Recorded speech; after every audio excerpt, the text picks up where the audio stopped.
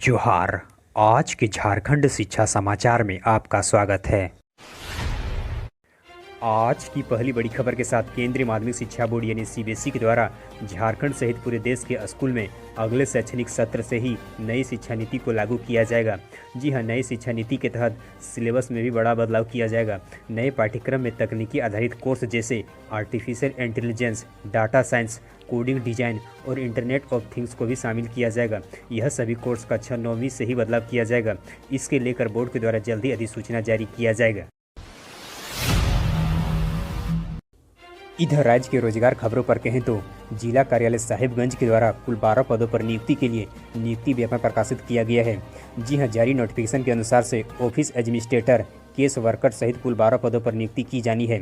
वहीं इसकी शैक्षणिक योग्यता की बात करें तो अलग अलग पदों के लिए बीएससी, एलएलबी, 10th, एमए आदि निर्धारित किया गया है। राज्य के इच्छुक योग्य अभ्यर्थी इसके आधिकारिक वेबसाइट के जरिए 15 दिसंबर 2022 तक ऑनलाइन आवेदन समर्पित कर सकते हैं। साथ ही बताते चलें कि अभ्यर्थियों का चयन उसके मेरिट के आधार पर ही किया जाएगा। इधर राज्य में सैकड़ों पारा शिक्षक अपने जाली सर्टिफिकेट के आधार पर ही नौकरी कर रही है। जी हां, इसका खुलासा अब बड़े पैमाने पर होने लगी है। इस वजह से कई पारा शिक्षक अपने नौकरी छोड़ रही है, तो कईयों के द्वारा अपने प्रमाण पत्रों की जांच ही नहीं कराई जा रही है। सर्टिफिकेट जांच की प्रक्रिया अप्रैल से ही शुरू किया गया है। अब तक कुल मिलाकर 232 पारा शिक्षकों के द्वारा नौकरी छोड़ा गया, जबकि कुल 170 पारा शिक्षकों के द्वारा अपने सर्टिफिकेट ही समर्पित नहीं किया जा रहा है।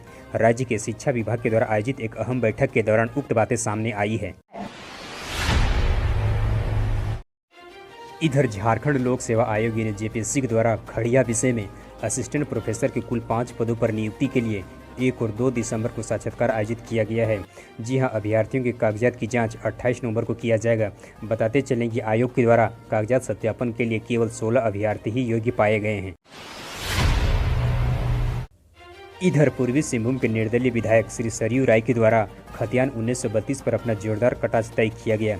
जी हां, विधायक सरयू राय के द्वारा कहा गया कि 1932 आधारित स्थानीय नीति केवल हवा में ही बनाई जा सकती है। साथ ही उन्होंने कहा कि जिसके पास खतियान 1932 नहीं है वह यहाँ का स्थानीय है या नहीं। राजनीतिक दल के लोगों के द्वारा स्थानीयता के विषय में यह साफ साफ नहीं बोला जा रहा है। श्री राय ने उक्त बातें मानगू के एक सभा संबोधन के दौरान कही। हालांकि इस बारे में आपका क्या राय है, नीचे कमेंट बॉक्स में कमेंट कर हमें अवश्य बताएं। इधर राज्य के डॉक्टर श्यामा प्रसाद मुखर्जी विश्वविद्यालय में 3 वोकेशनल कोर्स में अनुबंध के आधार पर कुल 9 शिक्षकों की नियुक्ति किया जाएगा। इसके तहत एमसीए के 4 पद, बीसीए कंप्यूटर एप्लीकेशन के 4 पद, बीसीए इंफॉर्मेशन टेक्नोलॉजी के 1 पद शामिल हैं। राज्य के इच्छुक अभ्यर्थी 10 दिसंबर तक विश्वविद्यालय की आधिकारिक वेबसाइट के जरिए अपने ऑनलाइन आवेदन समर्पित कर सकते हैं। साथ ही बताते चलें कि ओबीसी और सामान्य अभ्यर्थियों के लिए आवेदन शुल्क 1000 रुपये, जबकि एसटी/एससी अभ्यर्थियों के लिए आवेदन शुल्क 900 रुपये निर्धारित किया गया है। इधर इंदिरा गांधी ओपन यूनिवर्सिटी यानी इग्नू के द्वारा पीएचडी, बीएड और बीएससी नर्सिंग करने वाले अभ्यर्थियों के लिए एक महत्वपूर्ण नोटिफिकेशन जारी किया गया है। जी हां, यह नोटिफिकेशन जुलाई 17, 2022 के लिए जारी किया गया है। राज्य के इच्छुक योग्य अभ्यर्थी इसके आधिकारिक वेबसाइट के माध्यम से इस कोर्स के लिए अपने आवेदन समर्पित कर सकते हैं। इग्नू के द्वारा पीएचडी, बीएड और बीएससी नर्सिंग करने के लिए रजिस्ट्रेशन करने की अंतिम तिथि 29 दिसंबर 2022 तक निर्धारित किया गया है। इधर राज्य में कार्यरत सरकारी शिक्षकों को बूथ लेवल ऑफिसर यानी बीएलओ के अतिरिक्त ड्यूटी से अब उन्हें मुक्त किया जाएगा। जी हां, इस बारे में राज्य के शिक्षा सचिव के द्वारा निर्देश भी जारी कर दिया गया है। चुनाव आयोग के बूथ लेवल ऑफिसर के रूप में सालों भर अतिरिक्त प्रभार में रहकर कार्य करने वाले राज्य के शिक्षकों को राज्य सरकार के द्वारा 6 जनवरी से बीएलओ कार्य से मुक्त करने का बड़ा निर्णय लिया गया। राज्य सरकार के इस फैसले के बाद राज्य के शिक्षा सचिव सह मुख्य निर्वाचन पदाधिकारी रवि कुमार के द्वारा इस संबंध में निर्देश भी जारी कर दिया गया है।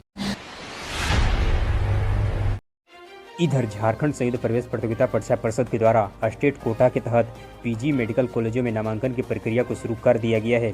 जी हां, परिषद के द्वारा मॉक अप राउंड के लिए प्रोविजनल सीट अलॉटमेंट लिस्ट को जारी कर दिया गया है। इसके तहत कुल 47 छात्रों का चयन किया गया। इधर देश में पिछले कई वर्षों के मुकाबले इस वर्ष बेरोजगारी दर में थोड़ी कमी आई है।